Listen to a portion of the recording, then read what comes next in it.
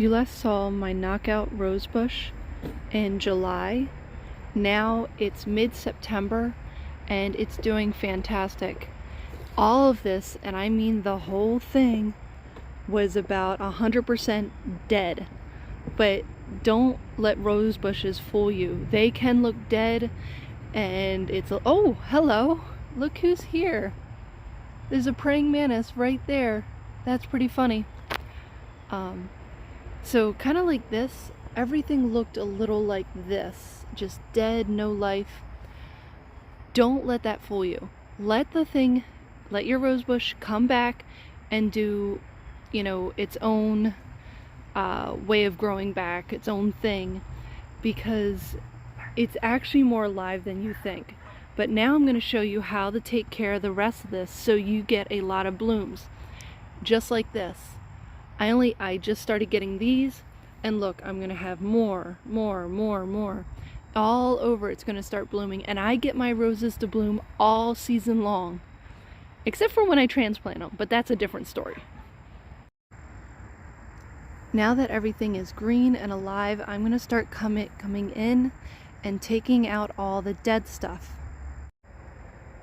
Whenever you transplant a rose bush, it will go into shock.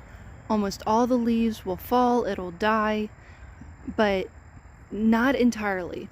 So what will happen is all of this growth will turn really brown. That's my neighbor's dogs.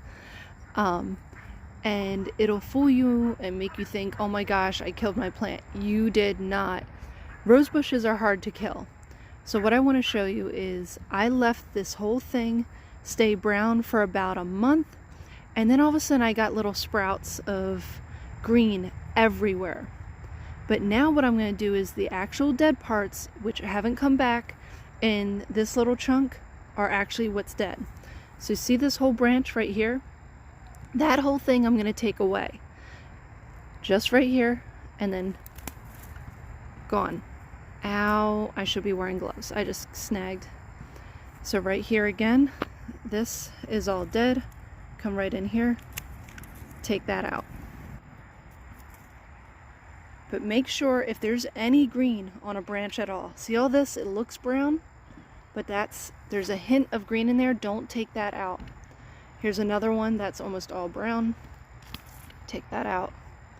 And keep going through. The praying mantis is not happy about what I'm doing right now. Now see that branch in the back? That was brown from the very beginning. I left it alone just in case, but you know what? It hasn't done anything, so I'm going to come in here, take it back down all the way from the bottom. Here's another one. There's nothing left on it, just from the bottom. There we go. And you'll notice when you're chopping them, they're pretty dry, so you can tell right away. But if you accidentally chop one, don't worry. It'll just produce another node somewhere else. For example, this whole thing looks ugly. It's dry. It has nothing. No, it doesn't. That's alive right there. That's alive right there. And look, even right here. Get that out of the way so you can see a little bit better. That is alive right there. There was a node right there, and it's producing a brand new branch. I'll show you the results after I trim this up.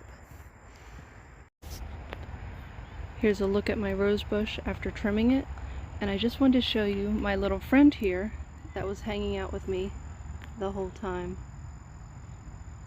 It's a female praying mantis, and her belly is pretty big. She's probably going to be laying her eggs anytime now. She, I think, can lay up to 1 to 3 little sacs of eggs, depending on her age and, I guess, health.